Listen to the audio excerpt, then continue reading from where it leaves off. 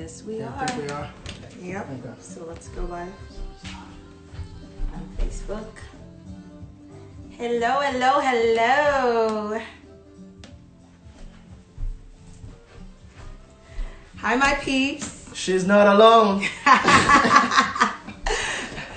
We were going to Just trying trick to find y'all you guys.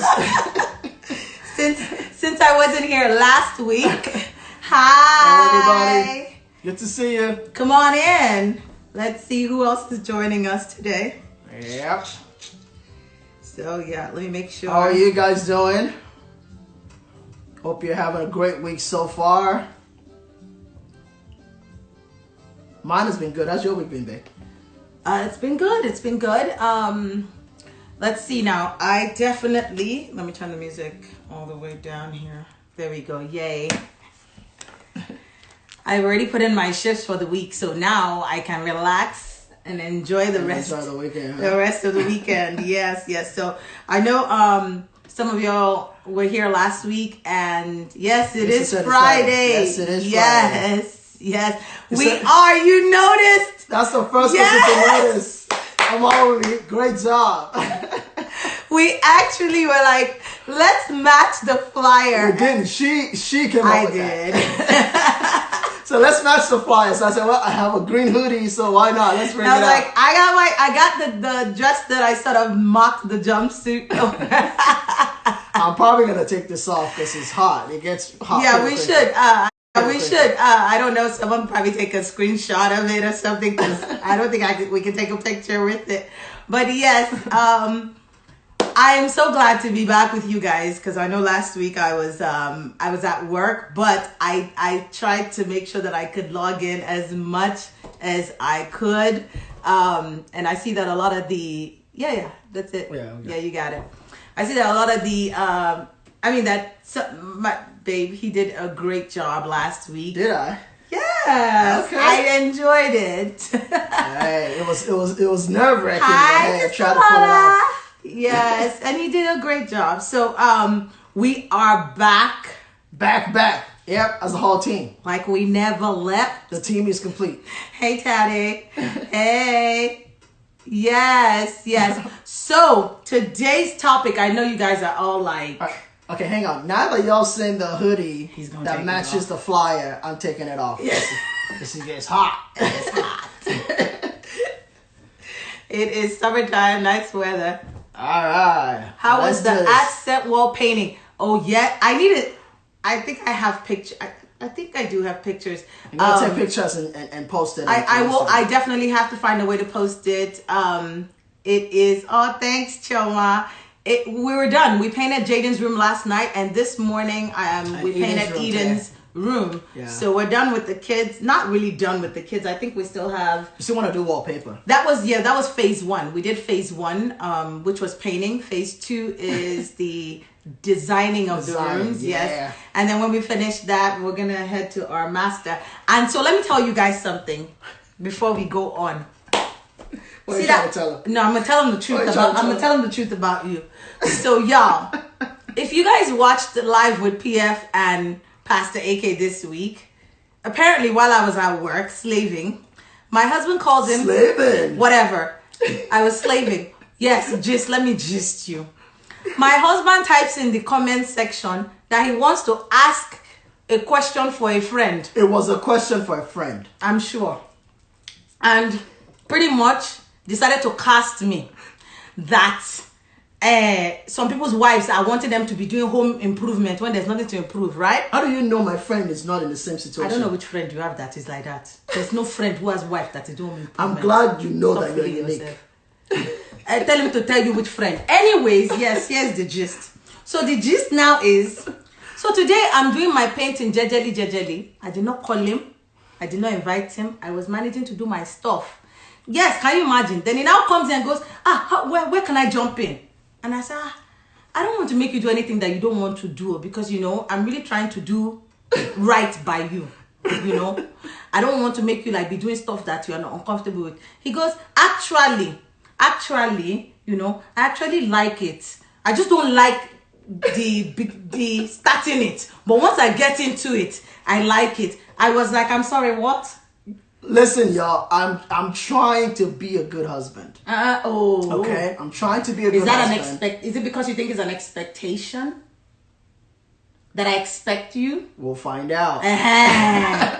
We're gonna talk about that. We'll find out. Because I be thinking that's what it is. He thinks it's an expectation. That's why he yes, so Basbos, yes. So we will find out. But let's get right. I think we have something a little different for y'all let's today. get right into it. So we're realizing that we're getting a lot of people that are joining us that actually don't know who Tosin and I are, right? They don't know that we pastor at New Covenant House. They don't know us as individuals. So I want to give you a chance. All about our relationship. Why we even care to talk about right, relationships? like they're looking at us like, who are these people? They just like to talk too much, right? So we just want to start off with something different today. And she just said she does like to talk. I do like to talk. So we want to start with a little game today called Couples Tag. Couples Tag. It's very popular on YouTube. They have different varieties, but we decided, you know what? Let's answer some of those questions today. See if it'll help at least highlight who we are and get us all relaxed. Then we'll dive into the great expectation that we want to talk about today. Let's do it. We're not going to cover all of these, are we? Well, you decide. Okay. So first one says, where and when did you first meet? Did we first meet? Mm-hmm. You want me to answer that? Yeah. We met at a picnic that was a friend's birthday party. It turns out my friend and his friend were friends. Were friends. And the two of them decided to throw a combined birthday party. So my friend invited me, his friend invited him, and then we met there. Yep. And that was in 2003? 2002. 2002. Summer of 2002. Yeah. Yes. And that was in Grand Prairie, Texas. Grand Prairie, yeah. Missed that part. All right, what's the next one? Where was our first date? Oh, you can't miss this one. I remember very well. I don't think we had an official date. We did. We were supposedly friends, but we did. We went to the restaurant. You gotta remember. No, I don't actually. Yeah, you had pasta. You had spaghetti. Oh yeah. It was at Steak and Shake. Steak and Shake. I don't even think they still have them. Yeah, it wasn't really an official date. It was more like lunch. It was like grabbing lunch together. Yeah. I wouldn't call that a date. I was following you. We were supposed to hang out, and then he got called by his boss for a quick meeting. Yeah, like a quick meeting at work. And he's like, do you mind going with me? And then after that, we can grab something to eat. And I was like, sure. So we go, and then we ate. Yes, Steak and Shake. Olive Garden. And he ordered pasta, yes. Which was pretty impressive because for a guy to eat spaghetti and not mess up, is that supposed to be a hard thing to do? It is a hard thing to do, babes. Ah. It is. Not slurp and all that rubbish. Yes. I was actually watching and he nailed it. He really nailed it. I guess you all should learn how to eat pasta then. I know. Pasta at Steak and Shake. Yes. Anyway. I had a burger. Alright, cool. The next one. What's that? Next one says, what was your first impression of me? You answer that. What was your first impression of me? No, I'm asking you. My first impression of him was he was very, very confident, which I loved because he was the shortest of all his friends. They were all taller than him. Still is. He still is, usually in every situation. But I'm sorry, my allergies are acting up, so my nostrils, yeah. He was the shortest, and all of them, I don't know if you girls are like me, but when I was still younger, even till now, when I walk into a room, I can tell if I have drawn attention to myself. I can tell. I'm sure most of y'all girls know what I'm talking about. So I could tell that when all of them were meeting me for the first time, that they were all sort of like, okay, new meat, because they knew everybody else there except me. I was the only one. I knew that's what it was. I could tell that y'all were all looking at me like new meat. I was like, it's all right. I got y'all. Then, I can tell. So every single person was like, oh, nice to meet you, playing gentleman, like, oh my God, nice. A friend of mine my friend was introducing me to them, hi, this is Tosin, and they're all like, nice to meet you. And he's the last one. And then he walks up to me and he goes, I don't shake hands with girls. And I was like, I'm sorry, what? One time for one time. I'm like, who this? That's how you do it. Who this small boy? With all this extra confidence. So I was like, okay. Came in for a hug. She And couldn't said, say no. I said, so then Arms what? wide open, He too. goes, I go in for a hug, and I was like, oh, Okay. okay. I see. You're gonna learn today. Way to stand out. Yeah. So we hugged, and then of course when you shake hands with everybody else and one person gets a hug from you, you sort of now bullseye that one, and everybody else is like, There you go. so that's how. Guys, if you need- so Yoruba demon trait. Yes, if he you was. need Oh notes, God, that time. if you need notes, Which if you need notes, Sammy. pay me. Sammy, I will. you shouldn't be sharing notes from that part of your life. Be sharing notes from this part of your life, Uncle. Next Awesome. one. So my first impression of you was Yes, I'm curious. it was just You man, know it was like fresh who is this fine girl? fresh meat. Really, because all the babes that were available that were there that day, I knew all of them, right? So when I saw her, I was like, okay, What was I wearing to let you know that was you remember? man. Hey, Uncle, you remember? I remember she was wearing these jeans shorts. It was a Like- picnic. like denim. It shorts. was a And it was picnic. hot. It was like super hot It outside. was a picnic summer in Texas. Yes. So I And saw her. And I was like, 19. I'm like, okay, fresh meat, fine girl. That was my first impression. Yeah, I think that was what it was. Yes, he was focused on the meat. Yep. All right, next one says What's what? the next one? When did you meet my family? Oh. I met your brothers the first day I came to your home. The first day we hung out. First day we hung out. Yep. I don't think I met your mom not too far long. Your parents not too far long after Probably a that. few weeks after that. Yeah, a few weeks after that. Yeah. And then when did you meet my family?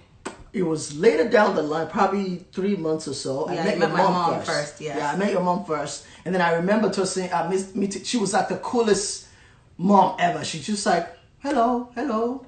And I just kept it moving. But when I met Tosin's dad, that I couldn't forget. I met Tosin's dad.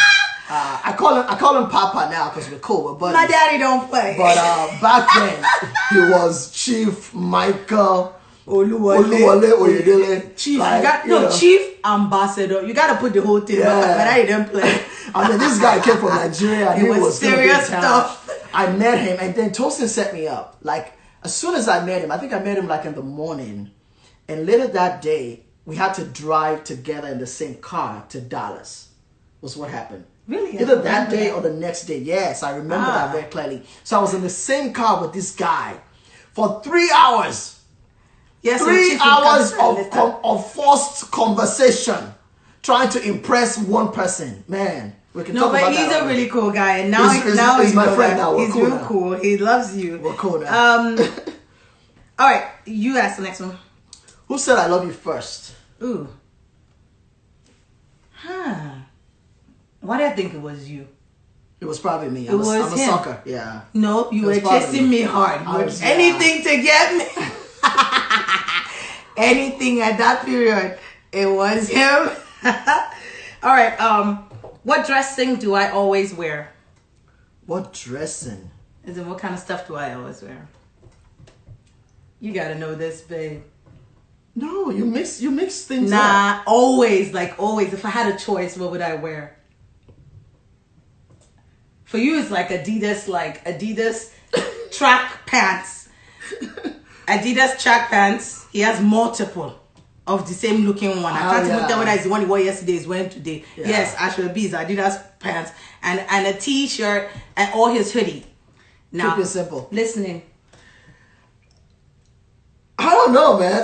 Baby, I like comfy stuff. Like if it's comfortable. Yeah, but anything very can be soft comfy. fabric. Yeah, just anything comfy. No, but you're talking about fabric now. You're not talking about the Yeah, actual. so that's the thing. I don't necessarily have a style. That's what I was about to say. I just like comfy. You wear like I like multiple very things. soft. If it's soft on my skin, I'm See, wearing she it. gets technical. She likes comfortable things. But I was about to say she likes all kinds of. One day she's wearing dress, the next day it's t-shirt, shorts. But you actually don't like those fabrics.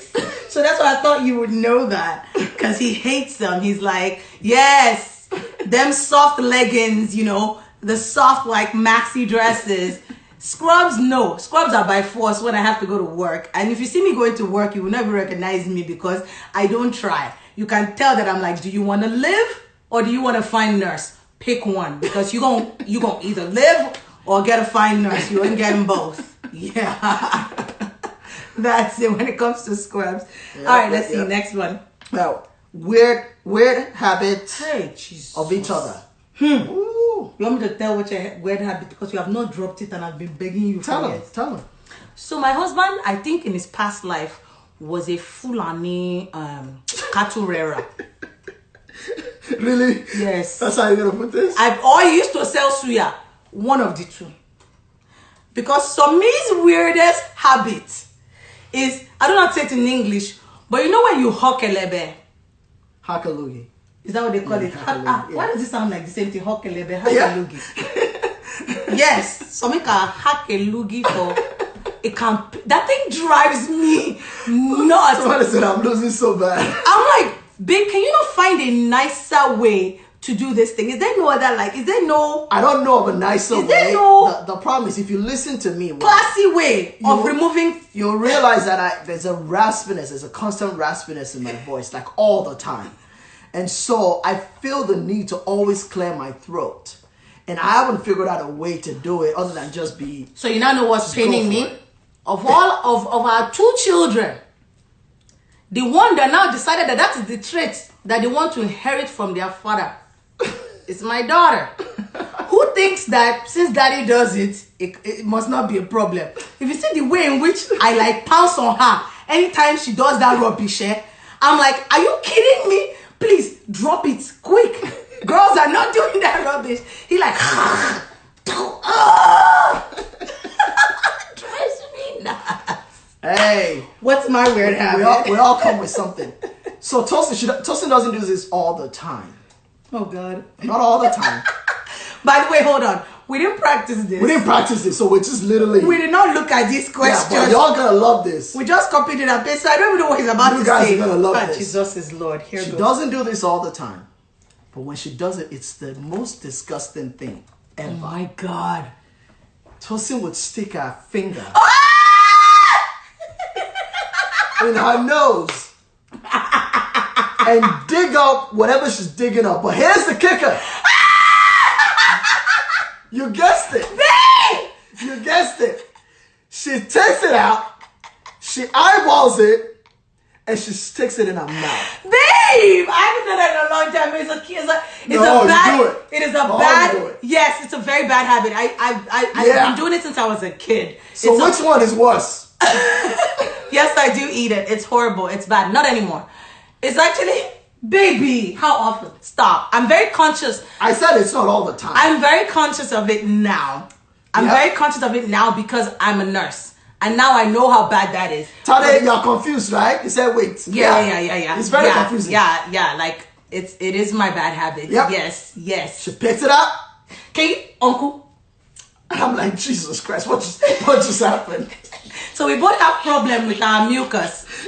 He expectorates it in a very nasty way and I keep it in. That's probably why I don't expectorate it. It's because I pull it out my nostrils and swallow it. Bad habit. Very bad habit. Yep. Yeah, you didn't see that one coming. All right. Let's get into it. Let's All see.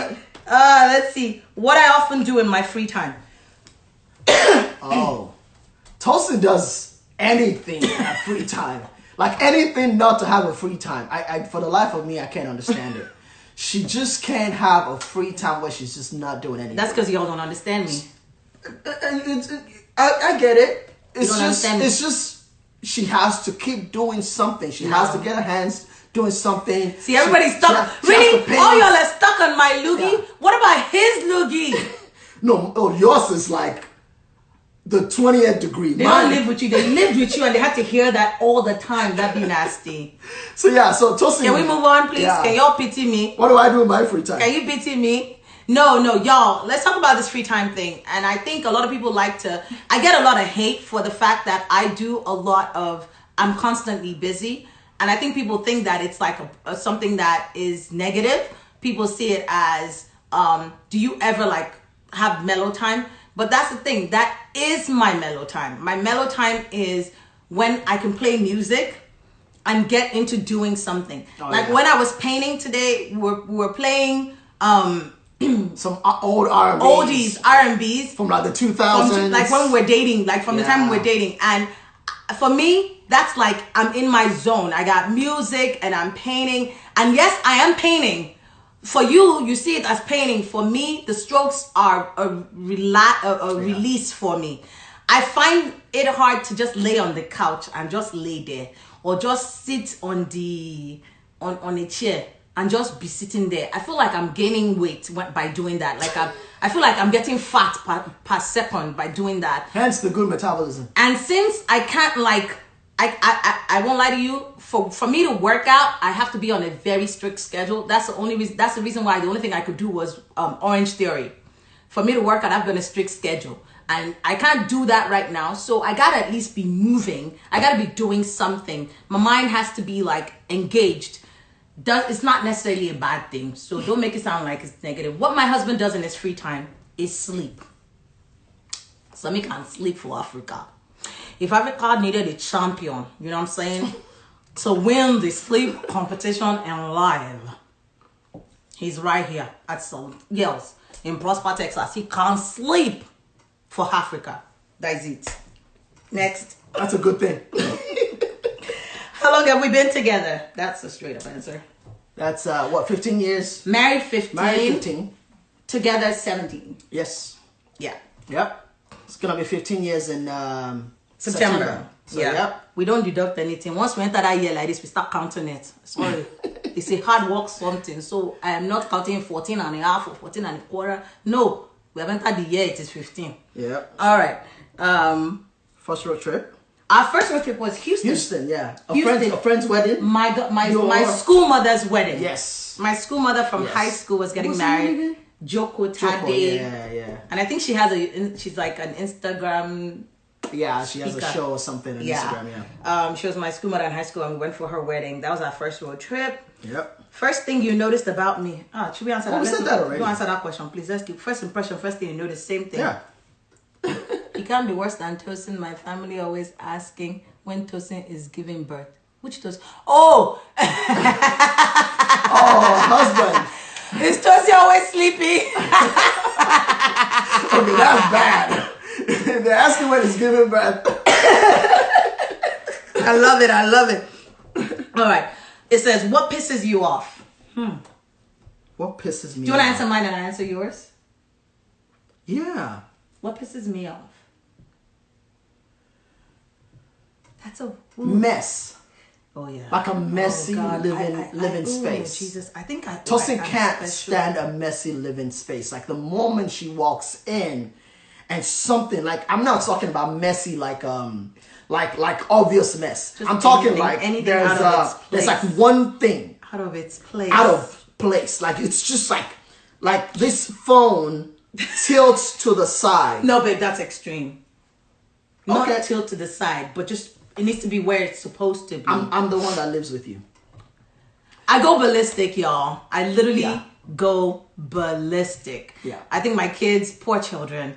The crazy thing is, I think I turned out okay because my mother was the same way, and I turned out fine. Well, I don't know what fine is. She's actually rubbed off on me. I don't know if I turned out fine. I'm not sure how I turned out. We'll find out. I always say I'm one incident away from going crazy. But I think they're going to be fine. They'll be really neat kids. They've mastered it too. They'll be really neat They've mastered kids. it. What, let me see. What ticks you off? Wow. What pisses you off? Y'all, not much. Sami doesn't really get upset, to be honest. I don't think you get upset about... Maybe if I read you wrong, like if even that doesn't get you upset. He really honestly is a mellow person, and he gives everybody the benefit of the doubt, and he makes excuses for people. So he really honestly, I am the firecracker in this relationship. He has mastered how to just like hover over it and allow me firecrack and come back and we'll be okay, which I love, but I'm also finding out we might have to adjust that a little, just as long as he's okay. Some things are good until the other person is not really okay with it. So we'll get into that. Figure it out. Yeah. Anyways, Awesome. next one, baby. What's the next question? What was the last one we just did? What pisses you off? Yeah, what I'm not good at. What you're not good at. Huh. What am I not good at? Actually, I think this is... That's not possible. What we're about to say is not possible. What I'm about to say. I know what you're about to say and it's not possible. I think you're actually pretty good at a lot of things. That's not a good thing. What am I not good at? Yeah, I'm trying to find it. I'm not sure that I can pinpoint one thing. I think you think that I'm not really good at money. Like, oh yes. Thanks for helping. No, actually, I take that back. She's good at money. Let me put it this way. Years ago, we took a financial peace university class because I used to manage our money. Mm-hmm. And I also got a minor in finance in college, right? So you would think that by default, I would be the one to manage our family's finance. Well, come to find out through that class, she's better with managing money. Not better with managing money, better with being organized. Organization, which was yes. what made me supposedly better with managing money, because I'm the one that would keep a spreadsheet. I'm the one that's anal. Yes. I'm the one that would the bill is due on the 15th next month, but I'll pay it on the 15th last month. The last month, yeah, the previous month. Right, so so that I'm not late, because I'm not, and he's going to be like, the bill is due on the 15th. Well, I said money. Yeah. So, but here's the trick. Even with all of that organization and all of that, Tosi goes through this phases where she just decides that she's tired of being good with money. And she just I think we're going through a little bit of that right now. Wrong timing too. But yeah, she just wants to buy stuff and just order stuff. And I'm like, what is going on?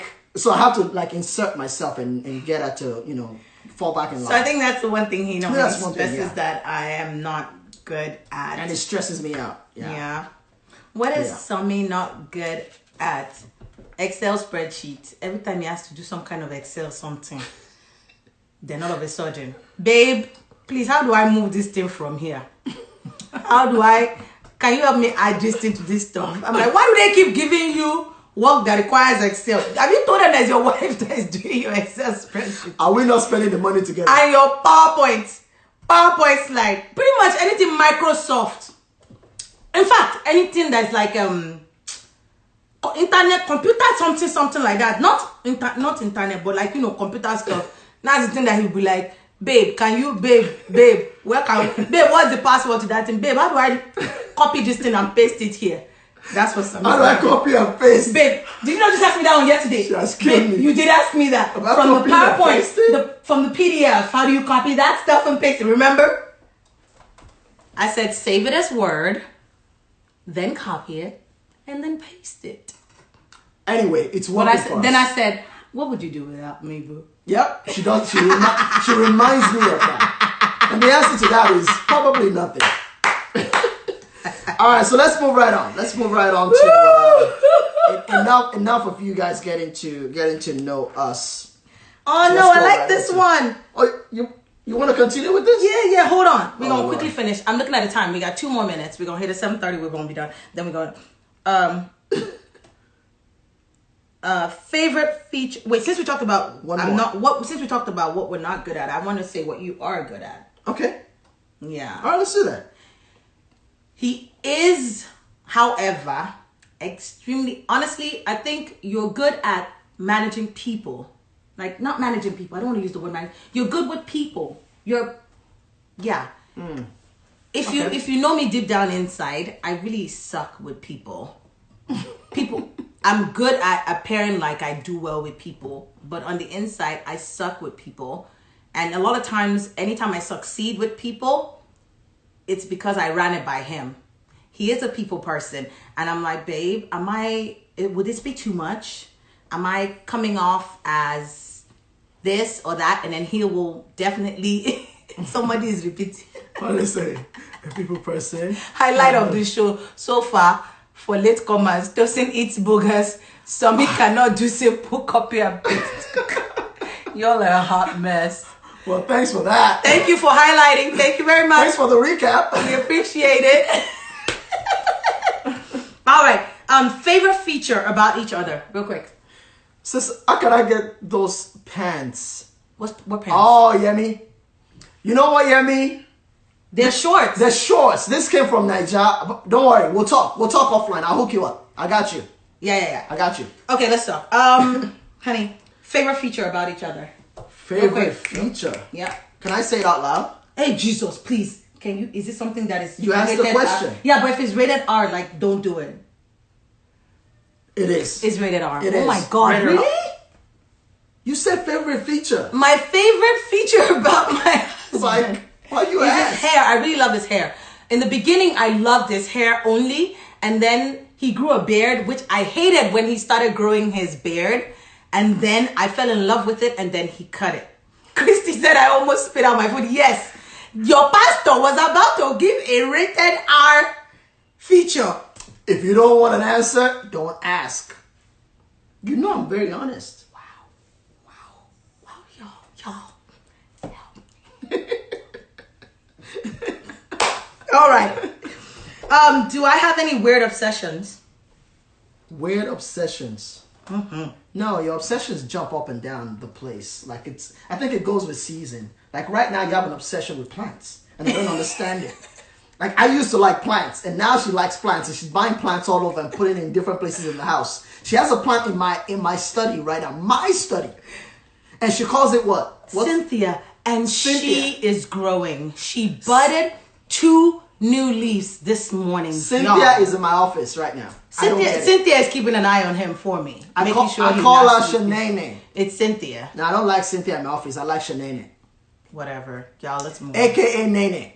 Nicknames. What are our nicknames for each other? Bebe. Bebe. We have the same nickname. We say bebe, which is baby in French, because I grew up speaking French, which I don't ask me to say anything in French. I don't remember much anymore. But that's my only link to that. Yep. Favorite restaurant? Not really. We like to try new things, but we love anything breakfast or brunch. Yeah, brunchy. Anything brunch, I'll try it. I want to come There's no to the favorite. last one. I don't like going to the same place We every don't. time. No, we don't. Yeah. All right. I thought she was talking to a person, Cynthia, when I called today. Christy, you're gonna out me? You're gonna out me? That's how you do? Yeah, Christy was on the phone this That's earlier how today. you do? Yep. Cynthia is growing, y'all. I'll take a picture, share it with y'all soon. I promise. She's growing. Actually, I think I did take a picture this morning of her. Oh, Lord. Let me show y'all Cynthia. Ooh, there she is. Y'all, can you see Cynthia? Is that how you share Is with she Instagram? beautiful? Yeah. Oh, okay. And I don't know if you can see her 2 leaves right there. Let me make it big for y'all. See that right there? The tightly rolled up one? Those are her leaves coming out. Yes, that is Cynthia. She's beautiful. Thank you. Thank you. I appreciate you guys. I can't believe y'all are encouraging this. Wait, someone looking at my arched eyebrow instead. Who be that? All right, we good here? Yeah, we're almost done here. I want to say this. Complete this sentence. You are my... Everything. Oh, boo boo. Can I kiss you on air? No. I don't know what's going on today, y'all. I don't know. I always say Nigeria, like I can't kiss my wife. Nah, we don't play that game here. You are my person. Honestly, Person. You're my person. You're my person. I don't know how to explain it. You're my person, man. Personal person. Yeah. All right, let's move right on. All right. Yay. So, guys, we always test every text and information that we share with you guys before we discuss them with y'all. Any kind of resource that we pull from or any kind of sermon that we listen to, we test its validity on our marriage and on on us as individuals. Like really test Like it. really test it before we bring them to, before he takes them to any of the spaces, Bible studies, or when we started this meeting, before we started bringing them to you guys. And today we are drawing knowledge. The topic today was, we're drawing knowledge from a sermon titled What Happy Couples Know by Andy Stanley. He's with North Point Church. Yep. Check it out. The funny thing is, when the Spaces team was putting together ideas for today's show, Shout out to all of the people in the Spaces leadership team, by the way. Yep. A lot of work Awesome being people, done lots behind of the work. scenes, Yeah. and we appreciate you We're guys. not just coming out here and just talking. They're doing a lot of work in the back end trying to put this together for everybody. So we appreciate y'all. Thank you. So yes, so they came up with the idea of the Great Expectation, right?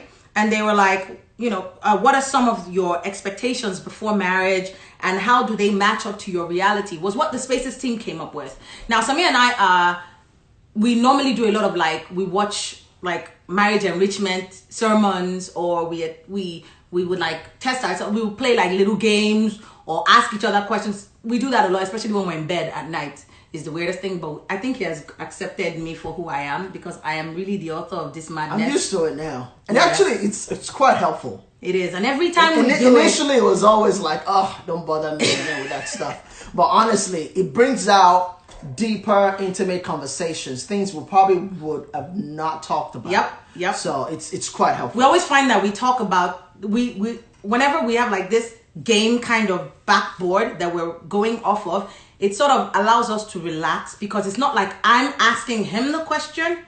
We're just reading what the game says or what the sermon says. So there's less of a defense. It doesn't seem like there's an agenda. It doesn't seem like there's an God bless you. Yeah, so it's truly there usually isn't an agenda.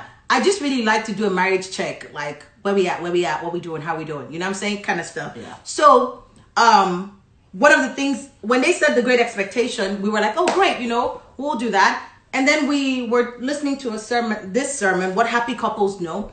Turns out the title says What Happy Couples Know. So you're thinking, what happy couples know, right? Let's learn it. Turns out it was all about expectation, which we were like, okay now, Holy Spirit, on point. You're working. That means that's definitely what we're bringing to y'all today. Yeah. And so, baby. All right, so Andy Stanley mentioned 3 great things that we all kind of have in our heads when we're going into marriage or when we're going into relationships. The things that influence our decision making and who we choose as partner, who we choose to spend the rest of our lives with. One of those things are our hopes, right? What are you hoping for? What are you trying to get out of that marriage? Your dreams is the second thing. So your dreams, what have you always wanted in life? And then the last thing is desires. What is it that you actually want, or what is it that you crave as an individual? And I think this applies to every relationship. Person. Yes. Every person, every relationship. Friendship, dating, family. I like how you said that. Family, friendship. Even your coworkers, your boss. Every single decision we make when it comes to our interaction with people, if you really, really vet it, it is influenced by your hopes, your dreams, and your desires. Yeah. Awesome. So now, should you not be taking notes, that's always a prize. I love that Christy said that. I was not going to tell you today to take notes. I was going to see if you would take notes, and at the end, there is a prize. There's always a prize. Yes. And today, again, as always, there's a $50 prize to whoever gets the answer right. So start taking your notes. One of the things I also want to tell y'all is we have a Q&A button at the bottom here that I just learned about. It's a question mark. It's 2 little boxes with question marks. There's a question mark in 2 little rectangles at the bottom of your screen. And so if you have a question, don't put it in the comment section, because it's going to just disappear. Put it in the question mark thingy right there, and then we would be able to read it, and we can also post it on the screen for everybody to see. Yeah. Right? So let's do that. Awesome. So continuing in what we're talking about, right? We need to figure out, okay, what are my hopes, dreams, desires concerning, especially as it relates to concerns relationships, right? What are our dreams, our hopes concerning money, right? Am I the spendthrift? Do I like to buy $2,000 shoes and not feel like it's a bad thing, right? Or is it a hope? Is your desire? Or is it my desire? Is it your desire that your wife would bring all of her money to you, right, at the end of every week? It's like some people feel that. Is it your desire that your wife would not make any money at all, and you would be the one that would, what is your hope, dreams, and desire regarding money? Right. Things like another one is housework, right? How do we? A lot of times we don't talk about these things, but what are the desires that we have? And I remember growing up, I never saw my dad do any housework, not one. Everything was done by somebody else or paid somebody else to do it, right? So did I grow up feeling like I shouldn't touch anything in my home? And did I grow up feeling like my husband was going to do to help me all of, or some of, my husband will be a handyman and he'll take care of this and take care of that. You know what I'm saying? So these are our hopes, dreams, and desires. And if you think about it, they shape a lot of how we do things or how we relate with people. Yeah. Living arrangements, right? So some people, I'm finding out they don't like to sleep in the same room with their spouses. Yep. Some people like their own private They like their own private rooms. Yeah. Am I that type? Or do I want to share? And recently, a coworker of mine, I heard her talking, and she was saying how she actually believes that it's best to stay in an apartment rather than in a house. Now, she's single, and she says she doesn't want to have to buy a house because she doesn't want to have to deal with the expenses that come with it. And she feels like at least she doesn't have to stress herself about all that. Whereas there might be somebody on the other spectrum who's like, my goal is to buy a house as soon as I can. So think about it. When those two come together, that might be something to talk about. Absolutely. Another one is children. What are the hopes, dreams, and desires about children? Do I want a football team? And do I not even want kids at all? Those are things that we have dreams and desires about. What about scheduling free time? Scheduling like what do we do with free time? Maybe I just like to sleep with my free time. And y'all know that I just want to be doing something with my free time. What about extended family and relationships, right? See, question. That's another thing. There's a question that came in. Oh no, someone was testing someone was testing 1, 2, 3. Well, it works. Great job. It works. So, extended family. How are we supposed to deal with our extended family? Do you want? It was my hope and my dream that my mom and dad would live with us for the rest of their lives. Or do I just not want any in-laws or brothers or anybody living with me? Maybe I have bad experiences when I was growing up as a child. Yeah. So those are some topics. What about intimacy, babe? Intimacy is my desire for it, or my understanding of intimacy, or my hope for intimacy, that you would always be around me. That's how I absorb intimacy. Or is my definition of intimacy sex? That's it.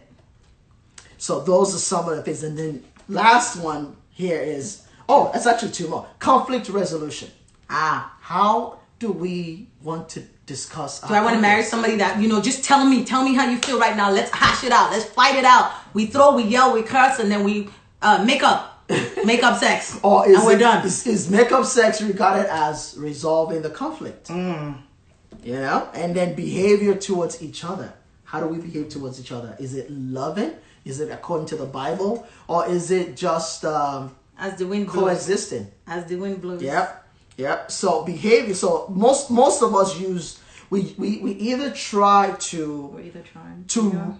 to run away from some of the things that have shaped us in life, or we're running towards or trying to recreate something that we've seen. An example is if you come from a bad family background where maybe mom and dad stay together, right?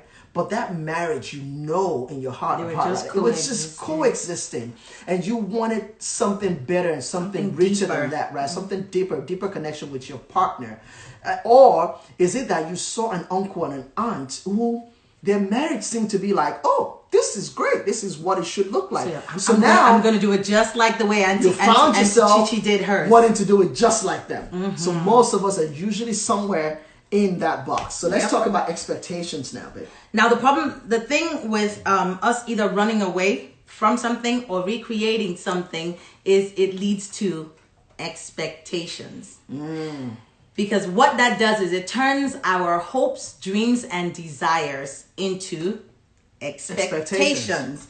And expectations is the strong belief that something will happen or be the case in the future. Run that again. I'm going to say it again. Expectation is the strong belief that something will happen or be the case in the future. Now, anytime we try to recreate hopes, dreams, and desires, even in the best of situations, like even when it's like with the best intentions. even it's like, you know what, they had a beautiful marriage, so I want to do it just like this. That's best case scenario. It's not like you're like trying to find, I don't know, something negative. It's a positive thing.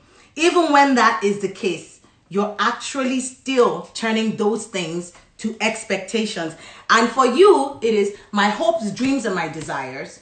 But for your partner, whether your boyfriend, whether your best friend, whether your a boss, employer, your husband, your wife, whoever the other person in this equation is, it is an expectation. And hence, it is a chore for them. It becomes a chore. It becomes it's a work. burden. It's chore. Because now I have to meet up with this standard that you've created in your head of what you want in our relationship. Yes. I have to work hard for that. Because I have to meet your bare minimum in order for us to succeed, right? Now, the problem is when we're both living with expectations, when I come with my box of hopes, dreams, and desires, this is this is what I want. I want 5 kids. I want to drive a drop-top convertible. I want to live in Prosper, Texas.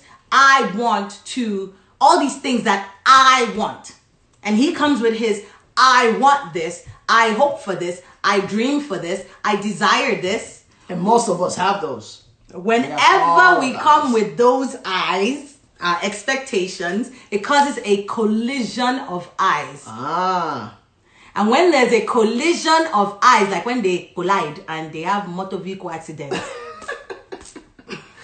let's hope they have insurance. It totally eliminates the option for us or we.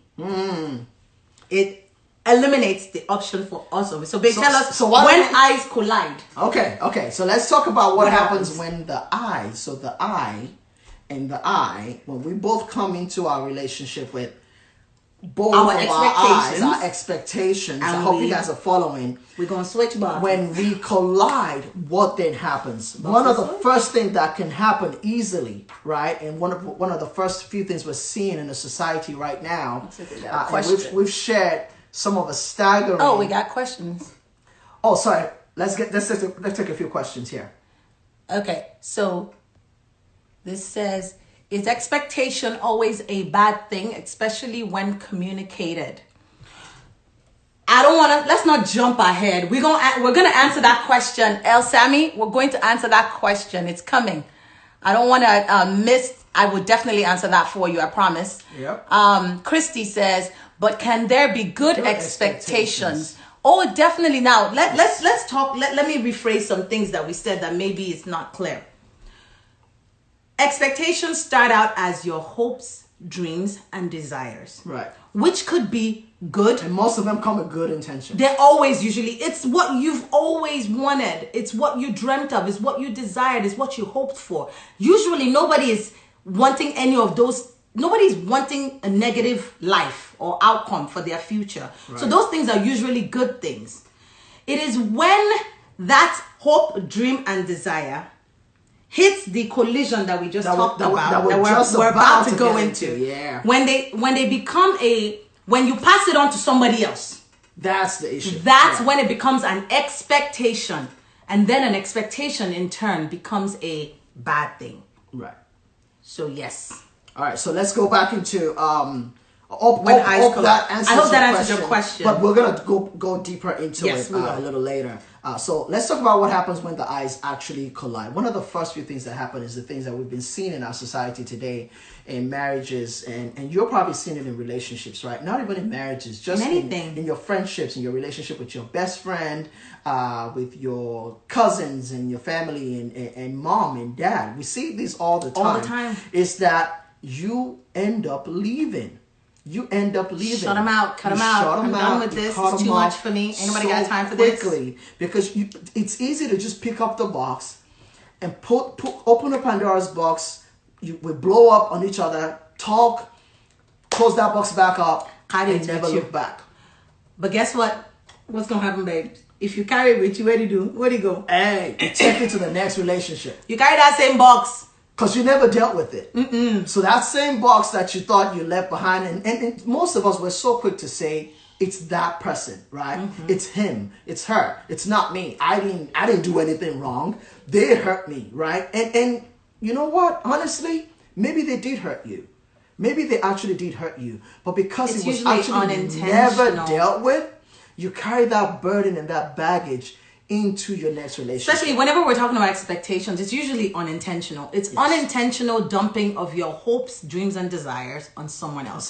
It's very rare that it's like, there's some people, don't get me wrong, there's some people who they're like, I'm marrying you so that you can answer all of my hopes, dreams, and desires. There's some people like that. Or I'm going to become your best friend because I can see that you have all these qualities that I think would fill all of these hopes, dreams, and desires that I have of what a friendship should look like. Yes. You know, or I'm going to work at this company because I anticipate that they will do this for me. Expectations. All right, Anyway. let's go to the next point. Okay, so you said you leave, right? Yep. So out of the 4 things that could happen when eyes collide, and when eyes collide, first of all, when eyes collide, you're switching boxes. So yeah. I'm taking my I'm calling them HDD, hopes, dreams, and desires, and I'm handing it to him, and he's taking his and he's handing it to me. Yes. Right? So we're switching. Now, I'm burdened with his, he's burdened with mine. Let's not forget that I'm burdened with mine too, and he's burdened with his too. Because you never really truly hand it over. Yeah, you're just handing the expectation over to them that they will help you fix all of these things or answer all of this or make your dreams come true. Yeah. Yes. Now, the next thing that could happen is you win. You win. You could win. You could leave, number 1, or you could win. Now, the problem with winning is the prescription for a horrible relationship. Say that again. Winning is the prescription for a horrible relationship. First of all, there are 4 things that tend to happen in order for you to win. One of them, number 1, is you convince the other person. You convince the other person that their box is the wrong box and your box is the right box. Yep. So when Sami and I did this check on our marriage using this sermon, one of the things we found out was that due to my HDDs, my hopes, dreams, and desires, and I'll share with you guys, I grew up in a broken home. My parents were separated for most of my life. Funny enough, they got back together after our marriage. I was already married. So for 20-something years. Yeah, they were separated for 25 years. It was the weirdest thing ever. But it's not funny. It was not funny then. It's the way you said it. I know, right? You said the weirdest thing ever. It was the weirdest thing ever. They know how I feel, so no wahala. But one of the things that I grew up HDD, yes, hopes, dreams, and desires for me was that I was never going to have a family that was broken because I did not want my children to experience what I went through. All Can the boxes mesh?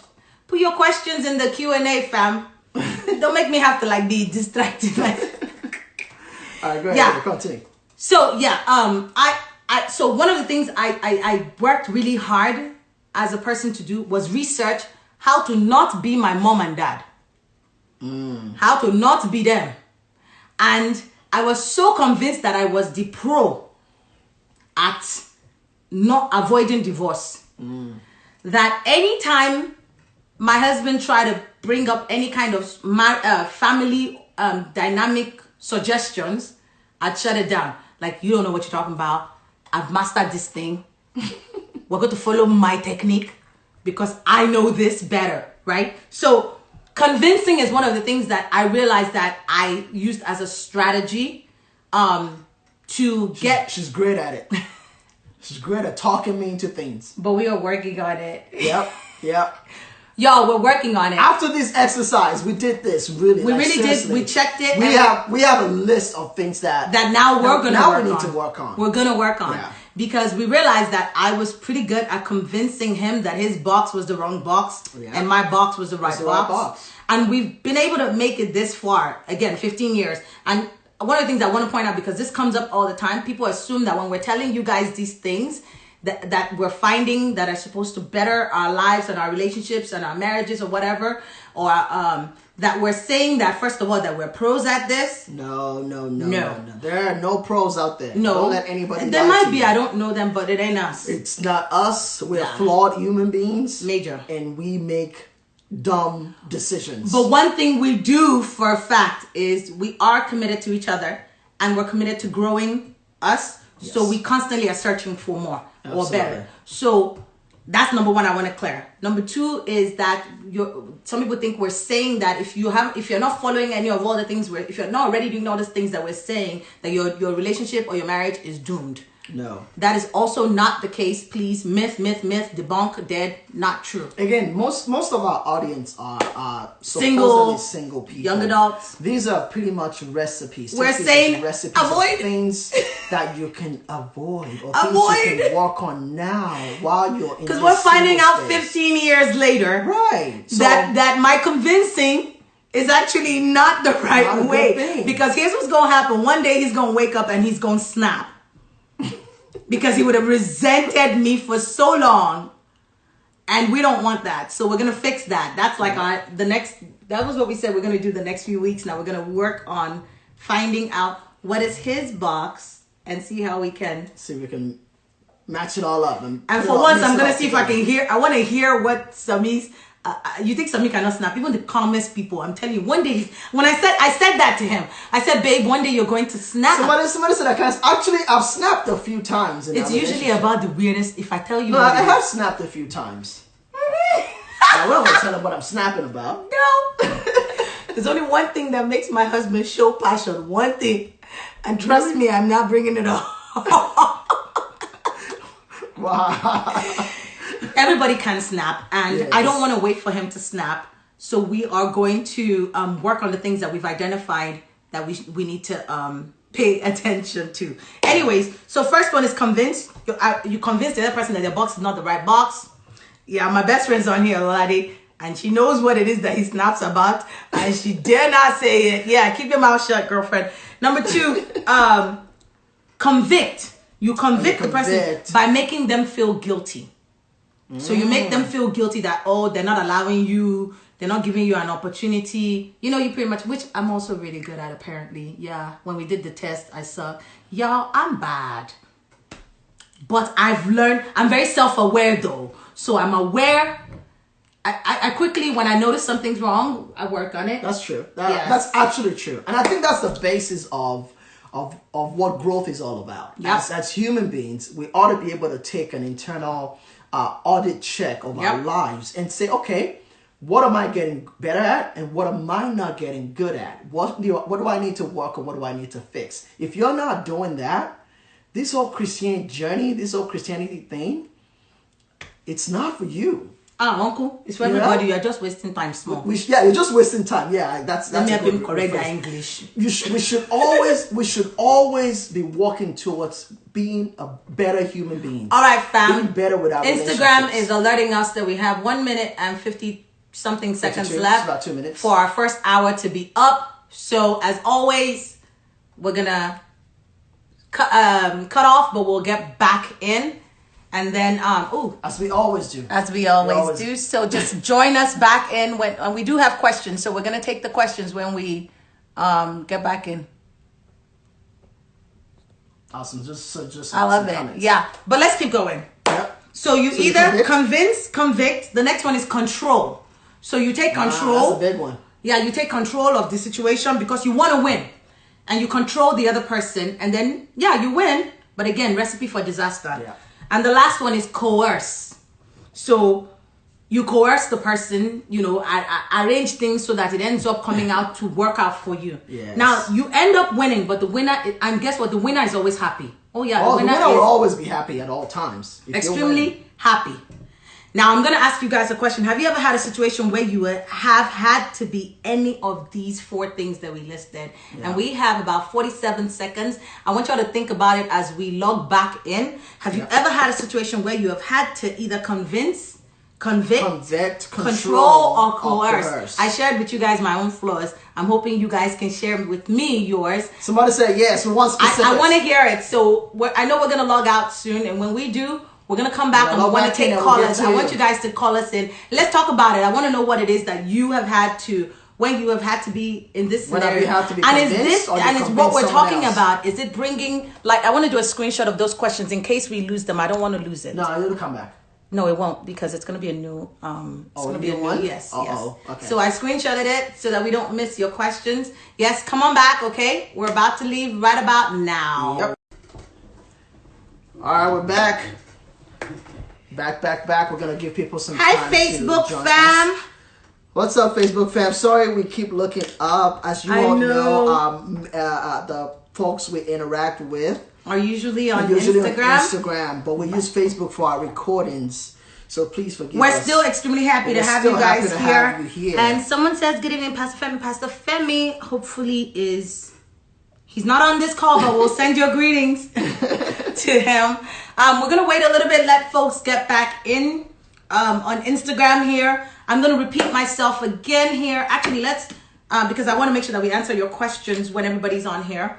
We were talking about winning, when you choose to win, when your eyes collide. You bring your own expectations or your dreams, hopes, dreams, and desires, and the other person's hopes, dreams, and desires, and it's all about me, I, and you combine them. Actually, you switch them. You say, here's mine, you make them come true, and here's yours. And I say, here's mine, you make them come true. And we said there are 4 things that happen when eyes collide. The first one we said was you leave because you can't deal with it, so you leave. The other thing was you win. And we talked about how you win, right? The prescriptions for a horrible relationship. Just now learning about your ministry today, and so far, I love what y'all are doing. Oh, thank you, so Queen. Much. Thank God. Love you too. All right. So, when you win, 4 things are usually there are usually 4 ways in which you win. First one we said was convince, convict, control, and coerce. Yep. Anybody want to call in and tell us? And then some people already telling us how they do this. No, y'all. I want to talk to somebody. Come on, let me see. All the people who are telling somebody not shy. No, they've already said what they got, so let me call you and see if... I hope you guys are dressed, right? Because I know sometimes we're watching this thing in our pajamas or... Somebody said control. Yes, I want to hear how what that Who we calling? like. Who we calling? I'm calling Mo Lola Bell. Oh, wow. Okay. Mo Lola Bell, you better pick up. I know you're home. Unless she's at work. I hope you're not working. No, she's not at work. She's not at work? Yeah. We chatted earlier today. Ooh. Hey, sis. Why did you do that to me? Because that's what we do. Because we love you. Because we love you. Oh, my God. So let's talk about control. Expecting that. Good to see you. It's so lovely to see you. So lovely to see you. So you said control. You want to share this? Hold on. Before you share, I want to shout you out because you are a frontliner. You are not just only a frontliner, you're a nurse who actually happened to work in one of the craziest hospitals in the DFW metro, but you work at Parkland Hospital, and you are in the ICU? Yeah. Oh, my God. Well, PCU, step down unit, When they finally clear them small. Honestly, you for everything. I can't discuss it, but we do have a lot of patients, and I can actually share quick testimony. I can share quick testimony. A few days ago on Sunday, I actually felt funny. I started feeling the COVID symptoms, so I went to go get tested, and I was so nervous that I actually had to call Pastor AK and PF, and they prayed with me.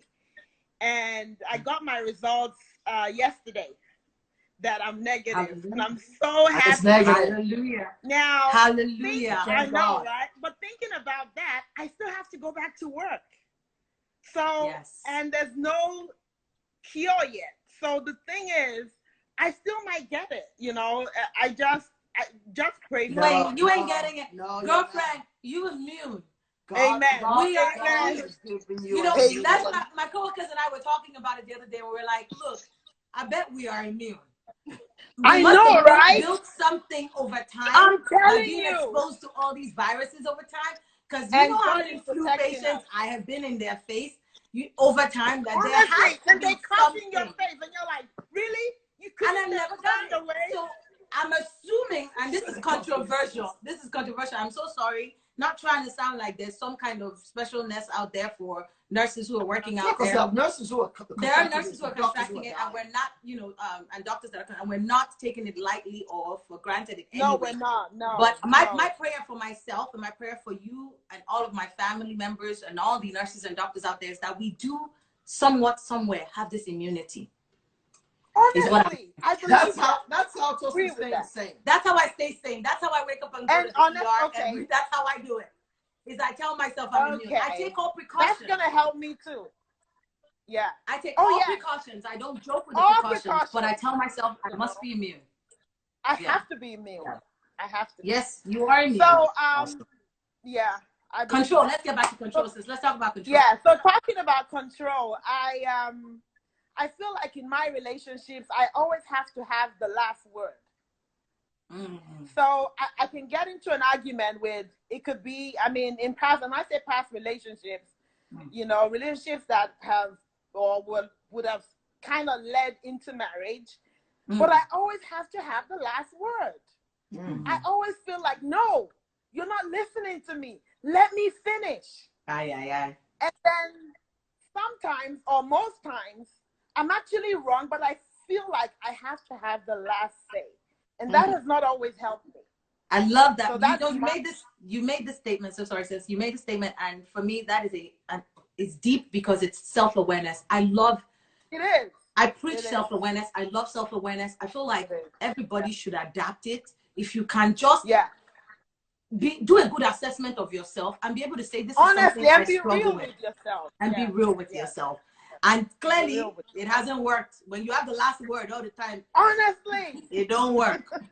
So because people just leave you to your argument. Okay, you have the last word. You're right. Okay, well then what next? So you win. So then that's prescription for horrible relationship. You won. So then for disaster. Yes, ma'am. Yes, ma'am. Thank you so much for sharing. We love you. You're welcome. You're welcome. I'm still on. Yes. Let's see.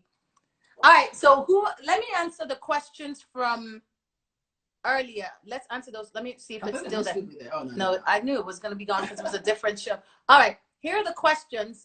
I don't know if you guys can see them. And it says, I thought Spaces was for young adults and singles. Is it only for singles now? Is there an age limit? No. Let me take that. No, let him answer that. So Spaces is not just for, so Spaces as a ministry itself was built off of the backs or built to cater to young adults and singles. It is not just for singles. Now, what that means is that we're going to have some topics that we'll discuss that will be geared towards people who may be getting ready for marriage or married. Or married already. But what we're finding out is our age group actually is anywhere from 18 years old if you want all the way up. Now, we have people within our congregation that are young in marriage, that are 25 and 26, and they identify more with a group like Spaces, right? And so they're welcome. They're part of Spaces is for everybody. You're divorced, you're a single parent, you're a college student, you're single, you're married, you're young at heart, you're old at heart. If you are blessed by what we are sharing, that's all that for matters. you. It's for you. So period. Come on and let's chat it up. All right. Let's move right on. Let's move right on. Unless I don't think there was any more. Take one more. No, there was. Did anybody else have anything to share? I didn't see because we skipped. I didn't see because we skipped. But no worries. All right, we'll get right on it. We'll move on. If you have specific questions, again, put them in the Q&A. Please use the Q&A box. That way we don't miss it. Sometimes when we're talking, it's hard to kind of follow all of the comments. Yeah. All right. That way we don't miss anything. All right. All right. So let's move on.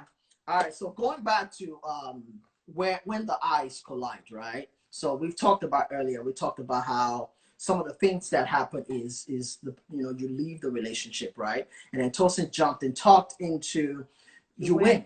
and then we talked about how do you win, right? You use the four C's is what I call it, right? By convincing, by convicting, controlling, and coercing, right? Now let's get back on when the eyes collide. What happens, right?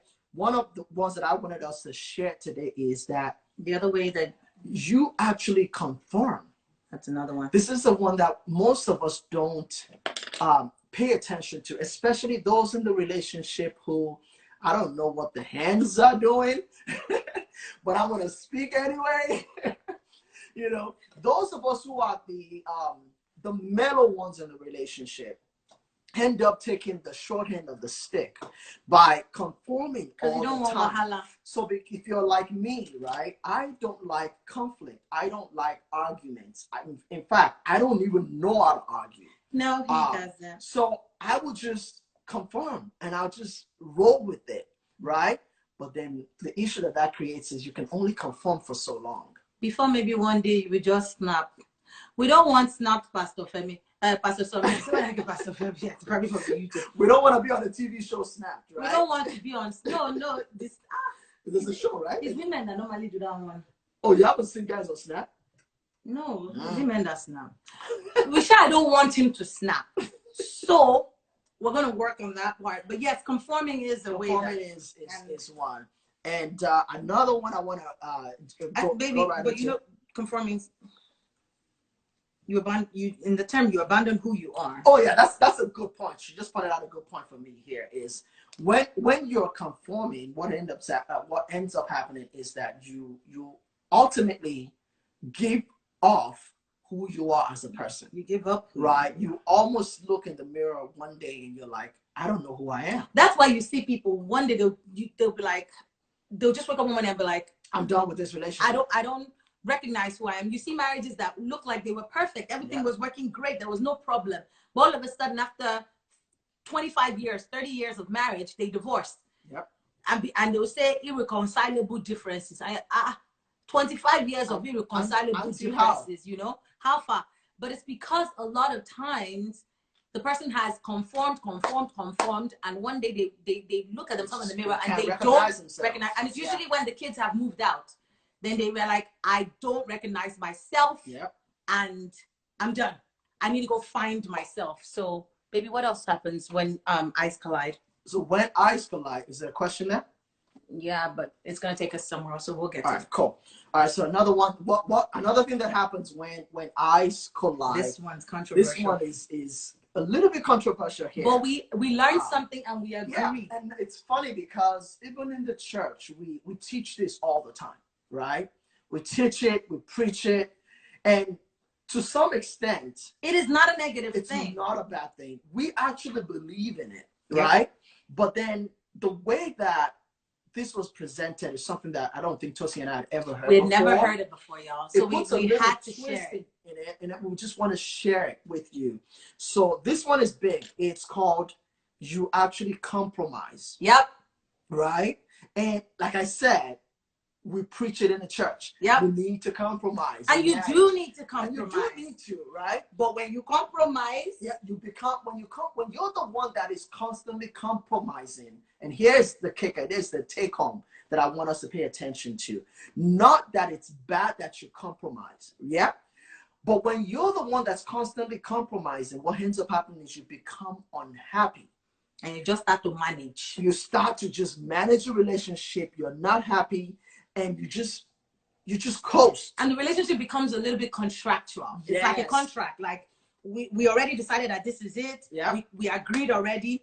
As long as you do your part. We may have made an agreement last year, and the circumstances have changed as of today. But you know what? It doesn't matter.